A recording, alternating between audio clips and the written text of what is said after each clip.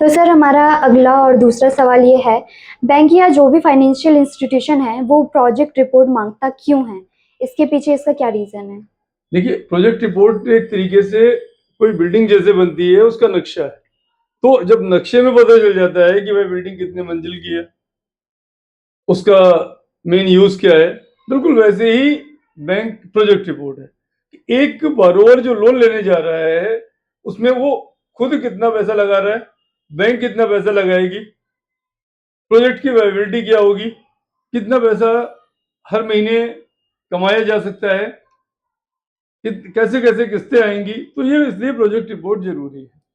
तो बैंक उसी की बेसिस पे एनालिसिस करता है कि बारोवर को लोन दिया जाए या लोन ना दिया जाए, लोन बनता भी है इसका या नहीं बनता। तो ये एनालिसिस करने के लिए प्रोजेक्ट रिपोर्ट जरूरी है।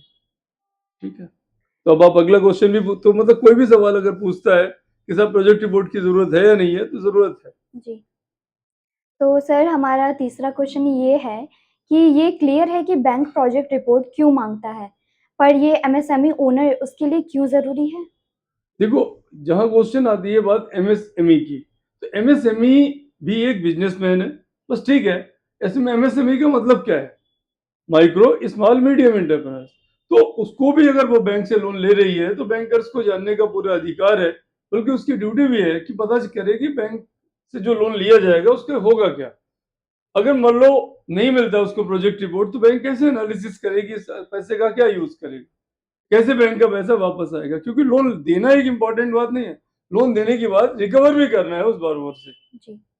इसलिए प्रोजेक्ट रिपोर्ट जरूरी होती है। ओके। तो सर हमारा फोर्थ क्वेश्चन ये है कि कोई भी एंटरप्रेन्योर बिना प्रोजेक्ट रिपोर्ट के कोई बड़ा लोन ले सकता है? देखो, बिना प्रोजेक्ट रिपोर्ट के बड़ा लोन लेना इम्पॉसिबल है, क्योंकि पता ही नहीं होगा कि लोन का क्या किया जाएगा, इसलिए प्रोजेक्ट रिपोर्ट की जरूरत है। ओके। तो हमारा फिफ्थ क्वेश्चन ये है, कोई भी लोन का टाइम होता है, अलग अलग लोन का टाइम, तो क्या उस हिसाब से हमारे प्रोजेक्ट रिपोर्ट की चीज की नीड है वो भी चेंज होती है? देखिए, बिल्कुल ठीक है आपका क्वेश्चन। देखिए, प्रोजेक्ट है क्या भाई? बैंक ने जो लोन देना है, कई लोन तो ऐसे होंगे जो आज डिसबर्स कर दिए और वो किस्तों में 5 साल में 7 साल में वापस होंगे, उन्हें हम लोग लॉन्ग टर्म लोन कहते हैं। लोन बैंक ने मशीन खरीदने के लिए दे दिया, अब मालूम चला 5 करोड़ का लोन दे दिया, 10 करोड़ का लोन दे दिया, देने के बाद जो रेट ऑफ इंटरेस्ट है उसके हिसाब से पर मंथ की इंस्टॉलमेंट बन गई और पर मंथ वो बारोवर वापस करता रहेगा। कई बार इसमें यह भी होता है कि साहब अभी तो मशीन इंस्टॉल करने में 6 महीने लगेंगे, 6 महीने तो हम किस्त दे ही नहीं पाएंगे। तो फिर उसमें क्या होता है, कुछ मोनिटोरियम पीरियड होता है जिस टाइम हम लोन की किस्तें नहीं वापस करते। तो ये पॉइंट है कि ये तो हुआ वो लोन जो आपको एक बार दे दिया गया और उसकी किस्तों में वापस लेना है। दूसरा बड़े लोन होता है वर्किंग कैपिटल का। वर्किंग कैपिटल का मतलब ये है कि जिससे रॉ मटेरियल खरीदना है, फिनिश गुड्स यूज करना है, और जितने टाइम में हमारा फाइनल प्रोडक्ट सामने नहीं आता है या पैसा रिलाइज नहीं होता डेटर्स से, उसे हम लोग वर्किंग कैपिटल कहते हैं। तो वो पैसा तो हमारे पास प्रोजेक्ट रिपोर्ट इसलिए जरूरी है कि पैसे का लॉन्ग टर्म कितना हम यूज करेंगे, शॉर्ट टर्म में कितना यूज करेंगे, कैसे कैसे पैसे की रिकवरी होगी, सो दैट कि उस ब्लूप्रिंट के अकॉर्डिंग पैसे हमारे पास आते रहें और बैंक का इंटरेस्ट भी जाता रहे और बारोवर का काम भी चलता रहे।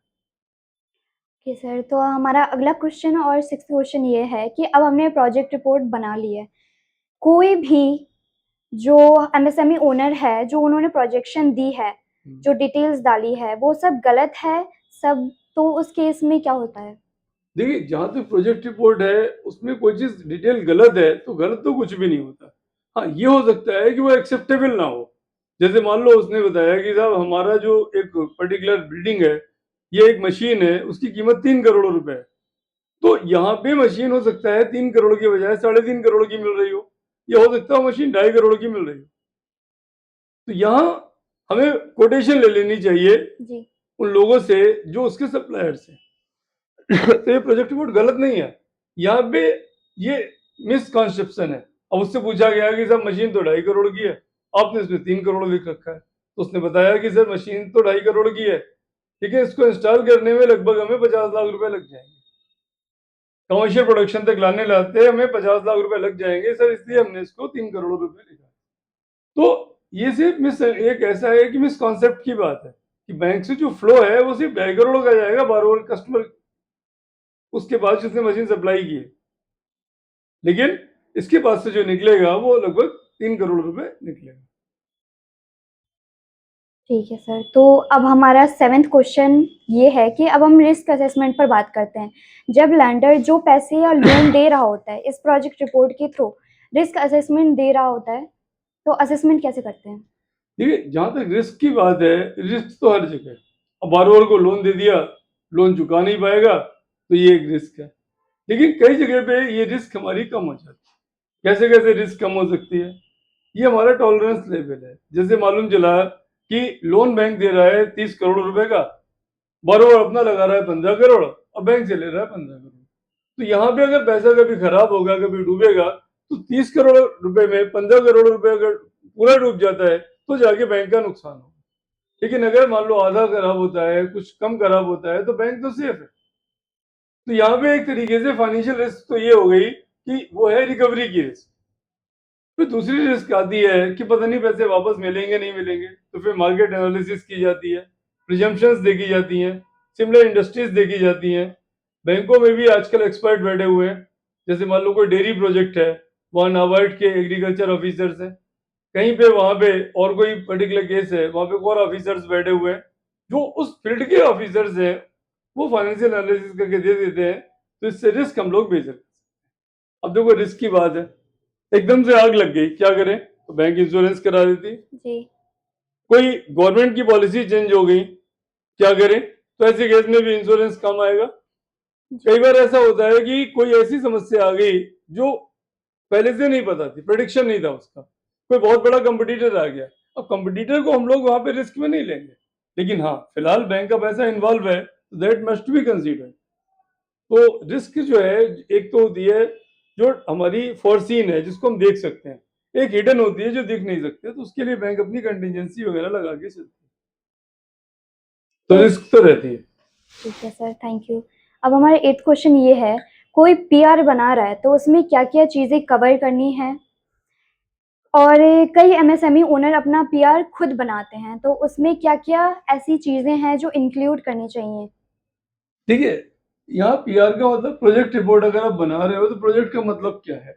सबसे पहले तो देखिए उसमें सबसे ऊपर लिखा हो उसकी एग्जीक्यूटिव समरी। क्या क्या उस प्रोजेक्ट रिपोर्ट में उसकी एग्जीक्यूटिव समरी बेसिक क्या है, उसका विजन क्या है, उसका मिशन क्या है, ऑब्जेक्ट क्या है, फर्म का नाम, उसके प्रमोटर्स का नाम, किस ऑब्जेक्ट के लिए ये कंपनी बनाई जा रही है, कितना टोटल इसमें इन्वेस्टमेंट है, बारोवर्स का खुद का इन्वेस्टमेंट कितना है, थर्ड पार्टी का इन्वेस्टमेंट कितना है, पर मंथ इनकम कितनी एक्सपेक्टेड है, प्रोजेक्ट कास्ट कितनी है, कितने टाइम में टेन्योर पूरा होगा, कैसे कैसे किस्तें वापस होंगी। तो ये सारी की सारी बातें प्रमोट उसमें लिखी होंगी। साथ ही साथ कि भाई फर्स्ट ईयर का हमारा क्या टारगेट है, सेकेंड ईयर का टारगेट क्या है, प्रपोज सेल कितनी होगी फर्स्ट ईयर में, सेकेंड ईयर में कितनी होगी, उसके बाद जब हम ये टारगेट अचीव कर लेंगे तो हमारा नेक्स्ट प्लान क्या होगा। All points are written in our project report. यानी इसका मतलब एक तरीके से हमने अपना प्रोजेक्शन कर लिया कि फर्स्ट ईयर में हम ये टारगेट अचीव करेंगे, सेकेंड ईयर में ये करेंगे, थर्ड ईयर में ये करेंगे। तो ये हमारा प्रोजेक्शन है, और इसी प्रोजेक्शन के बेसिस पे बारोवर काम भी करता है और बैंक भी उससे यही एक्सपेक्ट करता है। तो ये सब चीजें उसमें होनी चाहिए। बाकी जैसे हमने अभी आपसे बताया कि हम प्रोडक्ट काम क्या करेंगे, अपना हिस्सा कितना है, बैंक से कितना लोन लेंगे, कॉन्स्टिट्यूशन हमारा क्या है, कहीं गवर्नमेंट की सब्सिडी है तो क्या है, गवर्नमेंट को कोई इंसेंटिव्स तो नहीं है इसमें, वो सारी की सारी बातें इसमें लिखी होंगी। तो सर 9th क्वेश्चन, क्या पीआर में हमारे जो supplier, contractors and third party हैं, जो उनकी भी डिटेल्स मेंशन करनी होती है? देखिए यहाँ पे जस्टिफाइड है कि आप उनको मेंशन कर दीजिए अगर आपके पहले से कोई कॉन्ट्रैक्ट है। आप बताइए कि साहब हमारे पास हमारा जो बिजनेस है इसमें हमारे जो एग्जिस्टिंग कस्टमर्स हैं वो बहुत ही ऐसे हैं जिनको सब लोग जानते हैं, वेल नोन है। टाटा कंपनी से हमारा कॉन्ट्रैक्ट है, आईओसीएल से हमारा कॉन्ट्रैक्ट है, इंडिगो से हमारा कॉन्ट्रैक्ट है। तो जिन जिन बड़ी कंसर्न से आपके कॉन्ट्रैक्ट है उनके नाम डालिए, जिन सप्लायर्स से आप रॉ मटेरियल खरीदते हैं उनके आप नाम डालिए, सो दैट कि जो बारोवर्स हैं वो बैंकर्स हैं उनको भी पता चले कि ये एक रिप्यूटेड कंपनी है और इसके जितने भी कॉन्ट्रैक्ट हैं वो ऐसे लोगों के साथ हैं जो वेल नोन है। तो नेचुरल है कि वेल नोन पर्सन के साथ अगर कोई उनके क्वालिटी कंट्रोल को मीट कर रहा है तो बैंक के भी डिसिप्लिन को मेंटेन कर लेगा। तो ये हम कंपल्सरी नहीं है कि आप उनके सप्लायर्स के नाम बार-बार कस्टमर्स के नाम दें। लेकिन अगर आप देते हैं और आपके पास एक्जिस्टिंग कॉन्टैक्ट्स हैं, तो हम बेटर होगा बैंक के लिए। तो सर हमारा 10th क्वेश्चन ये है कि फाइनेंशियल एस्पेक्ट्स की बात करें तो क्योंकि बैंक ज़्यादा फाइनेंशियल एस्पेक्ट को ध्यान में रखेगा, इसमें सबसे बड़ी चीज़ आती है प्रोजेक्ट कॉस्ट। तो कोई एमएसएमई ओनर प्रोजेक्ट की डिटेल्स को कैसे स्ट्रक्चर करेंगे? देखिए, जहाँ तक बात है प्रोजेक्ट के स्ट्रक्चर की, तो स्ट्रक्चर का मतलब यहाँ पे ये है कि टोटल पैसा कितना चाहिए। अब टोटल पैसा कितना चाहिए तो इसमें 2 पार्ट आते हैं। एक तो वो पैसा जो हम मशीनों में लगाएँगे, बिल्डिंग में लगाएँगे और जो पैसा लगाने के बाद इमीडिएट वापस नहीं होने वाला। जिसको हम लोग लॉन्ग टर्म की फॉर्म में कहते हैं, तो उसका मतलब ये है कि इतना पैसा टोटल है और ये तो एक तरीके से बिज़नेस में गया, तो ये वापस आसानी से आने वाला नहीं है लॉन्ग टर्म। यानी बैंक की जो अगर लोन है तो बैंक की इंस्टॉलमेंट वगैरह वापस आएँगी, एक तो ये बात है। जी, दूसरा ये है जो रेगुलर यूज़ हो रहा है बैंक में। आज लगाया बैंक में 6 महीने मतलब फिर उसके बाद रोटेट हो रहा है। मान लो उधार माल किसी को बेच दिया, अब उससे पैसे आने 1 महीने में, तब तक और हमें सामान चाहिए किसी और को बेचने के लिए, तो फिर किसी और को बेचा था ऑलरेडी, तो ऐसे में एक आदमी को सामान बेचा, उसका पैसा 1 महीने में आएगा। अब 1 महीने खाली तो नहीं रहना, 1 महीने में फिर सामान बनाया, वो किसी को बेचा, तो जो पहले महीने वाला पैसा था वो आ गया।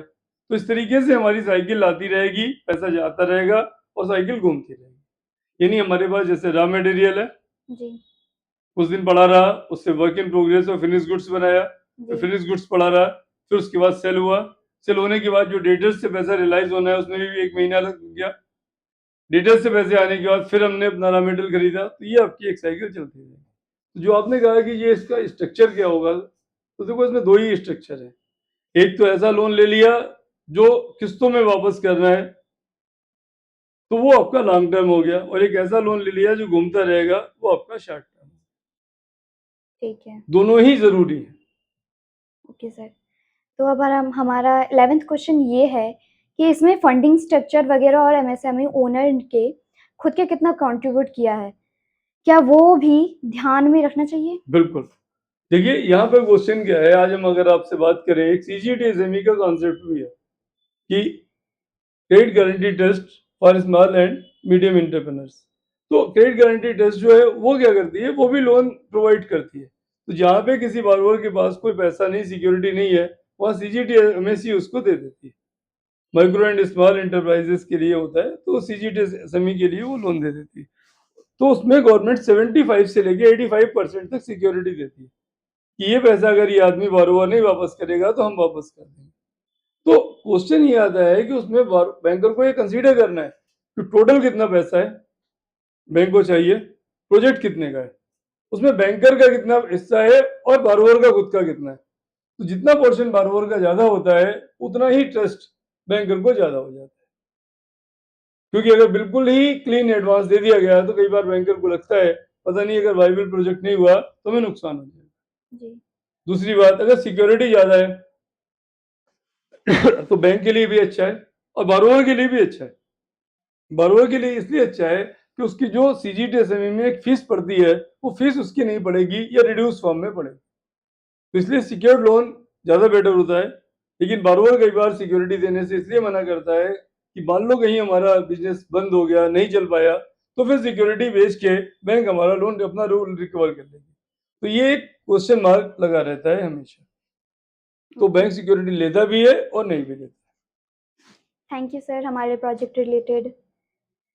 अगर आप में से किसी का फर्दर भी कोई क्वेश्चन है प्रोजेक्ट से रिलेटेड, देखिए मैंने क्वेश्चंस वो बताए आंसर जो आपने हमसे पूछे। हुँ, अगर फिर भी आपको कोई क्वेश्चन या कोई ऑडियंस आपसे क्वेश्चन पूछता है, तो जी, आप हमें बता दीजिएगा, हम उसके जवाब दे देंगे। Thank you sir. हाँ, एक पॉइंट और, प्रोजेक्ट रिपोर्ट इतना मुश्किल नहीं होता। प्रोजेक्ट का मतलब ही ये क्या है कि भाई अगले हम 1 साल में क्या करेंगे? तो बिज़नेसमैन या बिज़नेस अगले 1 साल में क्या करेगा?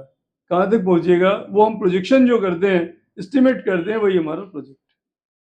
फिर भी आप में से किसी की कोई क्वेरी है तो हमारा अपना नंबर आप लिख सकते हो और आप हमें कॉल कर सकते हो अपनी प्रॉब्लम्स को सॉर्ट आउट करने के लिए।